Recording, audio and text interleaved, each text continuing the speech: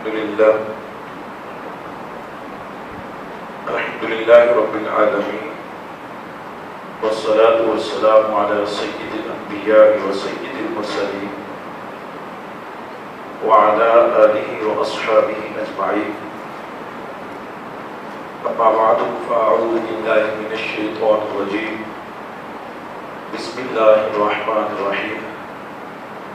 ويسألونك عن الروح قل الروح من أمر ربي وما أوتيتم من العلم إلا قليلا.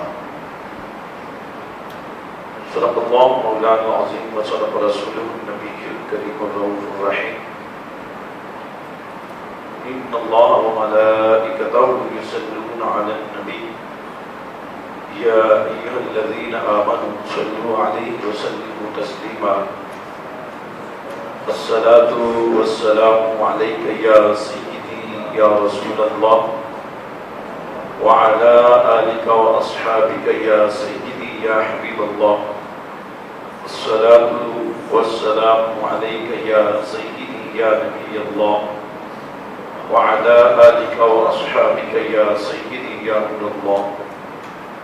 رب اشرح لي صدري ويسر لي أمري واحلل عقدة من لساني يفقهوا قولي.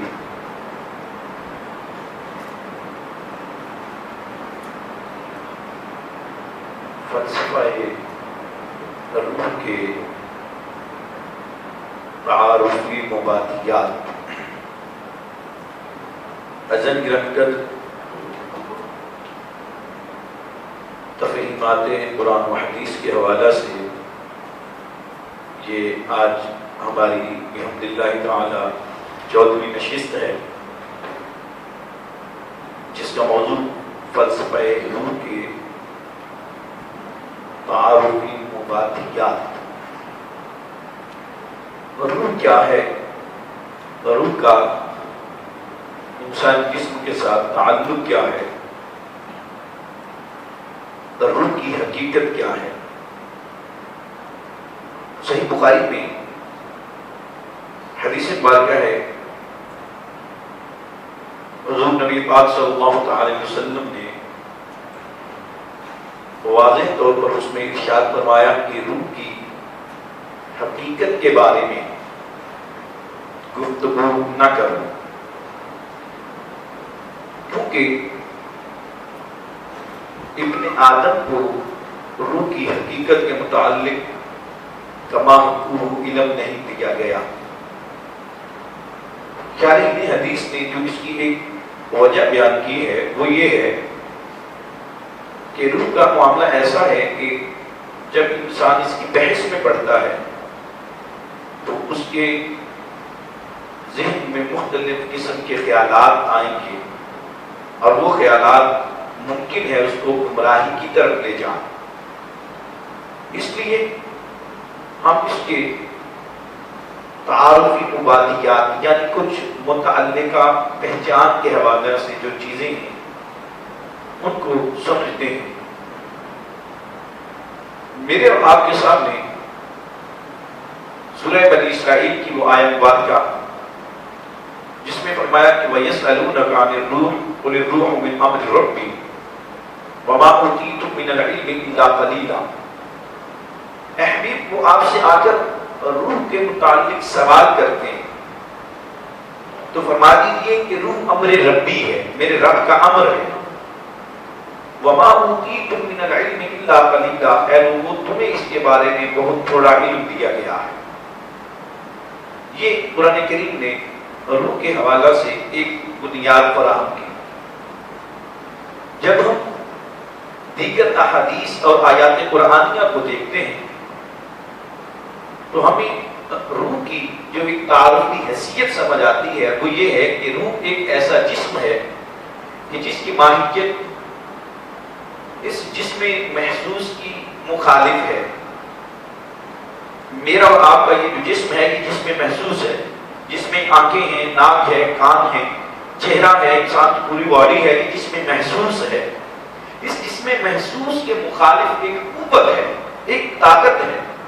یوں کہہ لیجیے اس جسم مخالف کو جو لے کر چل رہی ہے جو ایک توانائی ہے، ایک طاقت ہے، اس کو روح کہتے ہیں۔ اور جب اس توانائی اور اس طاقت کا منبع اس وجود سے، اس جسم محسوس سے ختم ہو جاتا ہے تو یہ باڈی جتنی بھی خوبصورت کیوں نہ ہو، یہ بالکل ڈیڈ ہو جاتی ہے، مردہ ہو جاتی ہے، اس کا تعلق دنیا سے ختم ہو جاتا ہے۔ اب اس میں قرآن کریم کی آیات ہم پڑھ سکتے ہیں۔ سورہ زمر کی آیت نمبر 42 اللہ رب العالمین فرماتے ہیں اللہ یتوفی الانفس عند موتها والتي لم تمت في منامها فيمسك التي قضى عليها الموت ويرسل الاخرى الى اجل مسمى۔ فرمایا اللہ ہی روحوں کو ان کی موت کے وقت اور جنہیں موت نہیں آئی انہیں نیند کے وقت قبض کر لیتا ہے، پھر جن کی موت کا فیصلہ ہو چکا ہوتا ہے ان کی روحوں کو روک لیتا ہے اور دوسروں کی روحوں کو ایک میعاد معین یعنی ایک مقررہ وقت تک چھوڑ دیتا ہے۔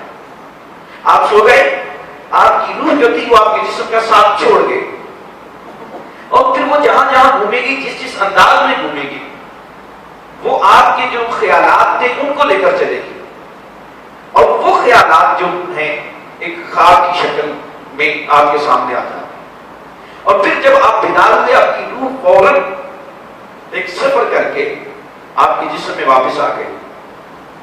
آپ خواب دیکھ رہے تھے اور آپ خواب میں لیٹے ہوئے پاکستان میں، لیکن آپ کی روح جو ہے وہ یہ تصور کر رہی ہے کہ میں کعبۃ اللہ کا طواف کر رہا ہوں۔ آپ کی روح آپ کو یہ تصور دکھا رہی ہے کہ آپ گنبد خضرا شریف کی زیارت کر رہے ہیں، لیکن فوراً کسی نے آپ کو اٹھا دیا کہ اٹھو بھائی نماز کا وقت ہو گیا، اٹھو بھائی تمہارے جاگنے کا وقت ہو گیا ہے۔ فوراً آپ عالم بیداری میں آ گئے۔ آپ کی روح جو خیالات اور خواب کی مدد کے ساتھ آپ کو ہزاروں میل دور لے جا چکی تھی، فوراً آپ کے پاس آ گئی۔ آپ اور میں سمجھ نہیں سکتے، صرف مثال یہ ہے کہ روح کی طاقت اتنی زیادہ ہے، وہ چاہے نیند کے وقت بندے کے جسم سے جدا ہو، چاہے موت کے وقت بندے کے جسم سے جدا ہو، اتنی زیادہ رفتار اور اتنی زیادہ طاقت اللہ تعالیٰ نے روح کو عطا کی ہوئی ہے۔ اسی طرح قرآن کریم کی اور بھی دیگر آیات پڑھی جا سکتی ہیں۔ ایک اور آیت عرض کر دیتا ہوں، فرمایا کہ کیا ایھا النفس المطمئنہ ارجعی الی ربک راضیۃ مرضیہ فادخلی فی عبادی وادخلی جنتی، کہ اے مطمئن روح تو اپنے رب کی طرف اس کیفیت سے لوٹ جا کہ تو اس سے خوش ہو، وہ تجھ سے خوش ہو، سو تو میرے خاص بندوں میں داخل ہو جا اور میری جنت میں داخل ہو جا۔ سورہ الفجر 30واں پارہ آخری آیات۔ یہ اس انداز میں اس چیز کو بیان کر رہی ہے کہ انسان کی روح کی جو پرواز ہے وہ کیسی گھومتی ہے، کیسے چلتی ہے۔ میں نے پہلے عرض کر دیا کہ روح اس توانائی اور اس طاقت کا نام ہے جو آپ کے جسم محسوس کو چلاتی ہے۔ آپ کے جسم محسوس کے اندر جو دیکھنے کی طاقت ہے، جو سننے کی طاقت ہے، جو بولنے کی طاقت ہے، جو چھونے کی اور چکھنے کی طاقت ہے، آپ کے جو حواس خمسہ ہیں، ان کی بنیادی اور بیسک جو توانائی ہے اس کو روح کہتے ہیں۔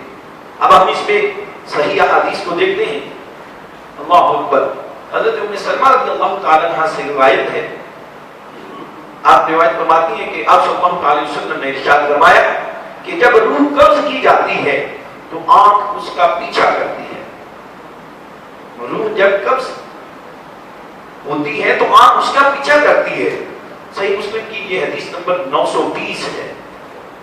یعنی اس کو اللہ تعالیٰ نے عقل دی ہوئی ہے۔ انسانی جسم کی یہ جو حواس خمسہ ہیں، آپ کو اندازہ ہوگا اس میں سب سے زیادہ جو طاقت ہے وہ کس کی ہے؟ آپ کی آنکھ کی۔ آپ اتنی دور سے سن نہیں سکتے جتنی دور تک آپ دیکھ سکتے ہیں۔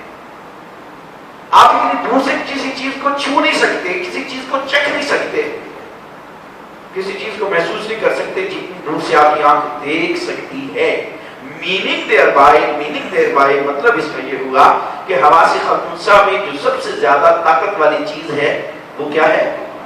آنکھ ہے۔ اور یہ آنکھ جو ہے یہ روح کا پیچھا کرتی ہے، اور یہ جب روح کا پیچھا کرتی ہے تو یہی روح آپ کو خواب بھی دکھاتی ہے، یہی روح جو ہے وہ آپ کے خواب نیند کے وقت آپ سے جدا بھی ہوتی ہے اور آپ کے جسم میں بھی آ جاتی ہے۔ اسی طرح ہمیں مسند احمد کی حدیث نمبر جلد نمبر 5 میں صفحہ نمبر 215 اور کنز العمال میں حدیث نمبر 4217 حدیث کا ریفرنس میں نے اس کر دیا۔ حضرت خزیمہ بن ثابت رضی اللہ تعالیٰ عنہ روایت کرتے ہیں کہ نبی پاک صلی اللہ علیہ وسلم نے ارشاد فرمایا کہ ایک روح دوسری روح کے ساتھ خواب میں ملاقات کرتی ہے۔ آپ سوئے ہوئے، آپ نے کسی فوت شدہ کو خواب میں دیکھا، اس سے ملاقات کی، بات کی، یہ کس نے کی ہے؟ آپ کے جسم محسوس نے نہیں، آپ کا جسم محسوس، آپ کی باڈی تو ایک چارپائیوں پر لیٹی ہوئی ہے، آپ بیڈ پر لیٹے ہوئے ہیں، اپنے بند کمرے میں ہیں، لیکن دور کسی وطن میں آپ اپنے کسی سابقہ فوت شدہ سے ملاقات کر رہے ہیں۔ یہ کس کا کمال تھا؟ یہ آپ کی روح کا کمال تھا۔ یہ آپ کی روح گئی ہے اس سے ملاقات کرنے کے لیے، اور اس کی روح جو تھی وہ بھی آپ کی روح کے ساتھ جو ہے وہ ملی ہوئی ہے۔ اس طرح بہت ساری اس پہ روایات اور پیش کی جا سکتی ہیں۔ اللہ اکبر۔ حضرت کعب بن مالک انصاری رضی اللہ تعالیٰ عنہ کی مسند احمد میں ایک روایت ہے کہ رسول اللہ صلی اللہ علیہ وسلم نے ارشاد فرمایا کہ مومن کی روح جو ہے ایک پرندے کی طرح ہے، اور وہ پرندہ جو ہے وہ جنت کے درختوں میں لٹکا ہوا ہے۔ یعنی یہ اس آیت کے تناظر میں دیکھیے جس میں فرمایا گیا یا ایتھا النفس المطمئنہ ارجعی الی ربک راضیۃ مرضیہ۔ جب بندہ اپنے رب العالمین کی رضا کو حاصل کر لیتا ہے تو رب العالمین اس کی روح کو اتنا پاکیزہ مسکن عطا کرتا ہے، اور وہ مسکن جو ہے، اور شہداء کے حوالہ سے، شہداء کی روحوں کے حوالہ سے تو بہت ساری احادیث جو ہیں ذخیرہ کتب میں موجود ہیں کہ جس میں سبز پرندے تک کی مثال دی گئی ہے کہ ان کے بدن میں، ان کے جوف میں ان کی روح جو ہے اللہ تعالیٰ ان کو جنت میں مسکن عطا کر دیتا ہے۔ یعنی روح کا تعلق جو ہے وہ اللہ رب العالمین کی ان نعمتوں میں سے ہے جو نعمت جسم محسوس کو توانائی فراہم کرتی ہے۔ پھر اس میں ایک اور ہم واقعہ ایک اور دیکھ لیتے ہیں۔ حضرت طلحہ بن عبید اللہ رضی اللہ تعالیٰ عنہ بیان کرتے ہیں کہ میں مقام الغابہ میں اپنا مال لینے گیا، مجھے رات ہو گئی۔ کہتے ہیں کہ میں نے حضرت عبداللہ بن عمر رضی اللہ تعالیٰ عنہ کی قبر کے پاس پہنچا، اتفاق تھا۔ میں نے کہتے ہیں کہ قبر سے اتنی حسین آواز میں قرآن کی قرات سنی کہ آج تک میری سماعتوں نے اتنی خوبصورت قرات نہیں سنی تھی۔ کہتے ہیں کہ جیسے جیسے میں اس آواز سے مانوس ہوتا چلا گیا مجھے لطف آتا گیا۔ کہتے ہیں ساری رات اس مرحلے میں بیت گئی کہ میں ساری رات وہ قرات سنتا رہا۔ پھر میں نے جا کر نبی پاک صلی اللہ علیہ وسلم کو یہ واقعہ سنایا، اور یہ جو حضرت عبداللہ بن عمر بن حزام ہے، یہ سیدنا عبداللہ ابن عمر جو ہے سیدنا فاروق اعظم رضی اللہ تعالیٰ عنہ کے بیٹے نہیں ہیں، یہ ذہن میں رہے۔ کہتے ہیں کہ میں نے جا کے واقعہ سنایا کہ یا رسول اللہ، یہ عبداللہ بن عمر تھے جن کی قرات میں رات کو ان کی قبر کے پاس گیا لیکن مجھے اتنی خوبصورت آواز میں قرات سنائی دی۔ اللہ اکبر۔ تو آپ صلی اللہ علیہ وسلم نے ارشاد فرمایا اے طلحہ، کیا تم جانتے نہیں ہو کہ اللہ عز و جل نے شہداء کی روحوں کو قبض کیا اور ان کو زمرد اور یاقوت کی قندیل میں رکھا، اور اس قندیل کو جنت کے وسط میں رکھ دیا۔ جب رات آتی ہے تو ان کی روحیں وہیں لوٹا دی جاتی ہیں جہاں پر وہ پہلے ہوتی تھی۔ ایک معاملہ ہے، میں نے پہلے عرض کیا میرے موضوع کا جو عنوان ہے وہ ہے مبادیات، روح کے تعارفی مبادیات۔ روح کی حقیقت کے اوپر بات نہیں کر رہا، نہ ہی کرنے کی اجازت ہے، استطاعت بھی نہیں، ہمت بھی نہیں، لیکن بنیادی اور تعارفی باتیں جو ہیں۔ تو یہ روح جو ہے یہ جسم محسوس کی توانائی کا نام ہے، جسم محسوس کی توانائی کا نام ہے، طاقت کا نام ہے۔ یوں کہہ دیجئے کہ اس کی بنیادی کلیے کا نام ہے. یہ ہے تو جسم ہے، یہ نہیں تو جسم نہیں ہے. اب آخر میں ایک آیت، اسی آیت کے پس منظر میں بات عرض کر دینا چاہتا ہوں. یہ جو قرآن کریم کی سورہ بنی اسرائیل کو جس کو میں نے پڑھا، جس میں یہ فرمایا گیا کہ وَمَا أُوتِيتُم مِّنَ الْعِلْمِ إِلَّا قَلِيلًا، کہ روح کے متعلق جب آپ سے حبیب پوچھے تو کہو کہ روح امر ربی ہے. وَمَا أُوتِيتُم مِّنَ الْعِلْمِ إِلَّا قَلِيلًا، مگر تمہیں اس کا تھوڑا سا علم دیا گیا ہے. اس سے قطعاً یہ ذہن میں بات نہیں آنی چاہیے کہ روح کا علم جو ہے نبی پاک صلی اللہ علیہ وسلم کو بھی نہیں دیا گیا. ایسا نہیں ہے. فرمایا گا اوتیتم جمع مذکر حاضر کا صیغہ، اس سے مراد دنیا کے لوگ لیے گئے. کہا کہ تمہیں اس کا علم نہیں دیا گیا. جبکہ حبیب کریم صلی اللہ علیہ وسلم کے حوالہ سے صاحب فتح الباری نے جلد نمبر 1 صفحہ نمبر 403 پر واضح طور پر لکھا ہے، علامہ ابن حجر نے لکھا ہے کہ اس سے مراد یہ ہے کہ نبی پاک صلی اللہ علیہ وسلم کو اللہ تعالیٰ نے روح کا علم دیا تو تھا، لیکن امت کو بتانے کی اجازت نہیں دی تھی. آپ صلی اللہ علیہ وسلم کو روح کا علم دیا تو گیا تھا، لیکن امت کو بتانے کی اجازت نہیں دی گئی تھی، کیونکہ یہ امر ربی ہے، اور امر ربی کا معاملہ یا اللہ کے ساتھ ہے یا رسول اللہ صلی اللہ علیہ وسلم کے ساتھ ہے. اس بات کو بڑا واضح طور پر کلیئر رکھنا چاہیے. اور اسی پس منظر میں وہ بات آپ کے سامنے عرض کیا کرتا ہوتا ہوں کہ آپ صلی اللہ علیہ وسلم کی ذات کو، آپ کے علم کو ماپنے کی کبھی جسارت نہیں ہونی چاہیے. اگر یہ جسارت کی جائے گی تو انسان اپنا راستہ جو ہے وہ بے یقینی کی طرف لے جائے گا. یقین جو ہے وہ کامیابی دلاتا ہے، اور اسی کا نام ایمان ہے، اور ایمان جو ہے وہ در مصطفیٰ ذات مصطفیٰ سے ہی ملتا ہے. اور اسی پس منظر میں بات کہا کرتا ہوتا ہوں کہ میرے نبی پاک صلی اللہ علیہ وسلم کے علم کو ماپنا، یہ علم تھا، یہ نہیں تھا، یہ باتیں تو اپنی جگہ پر ہے. 2 جملے میں بات عرض کرتا ہوتا ہوں کیا کہ میرے حبیب، میرے نبی تو وہ ہیں جن سے رب کی ذات پوشیدہ نہیں ہے.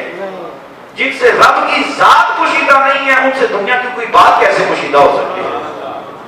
جن سے رب کی ذات پوشیدہ نہیں ہے، مخفی نہیں ہے، ان سے کوئی دنیا کی بات کیسے پوشیدہ ہو سکتی ہے؟ حضرت فرماتے ہیں نا، اور کوئی غیب کیا تم سے نہاں ہو بتا، جب نہ خدا ہی چھپا تم پہ کروڑوں کروڑ. یا رسول اللہ، آپ تو خدا کو جانتے ہیں جس طرح آپ جانتے ہیں کوئی نہیں جانتا. اور جو خدا کو جانے ان کے علم کا کوئی موازنہ دنیا میں نہیں ہو سکتا. ہم تو یہ کہتے ہیں دنیا کو بھی اگر علم ملا ہے تو کملی والے کی ذات کے صدقہ سے ملا ہے. اللہ تعالیٰ سے دعا یہ کیا کریں کہ اللہ تعالیٰ ہمیں اپنی روح کو پاکیزہ اور معطر رکھنے کی توفیق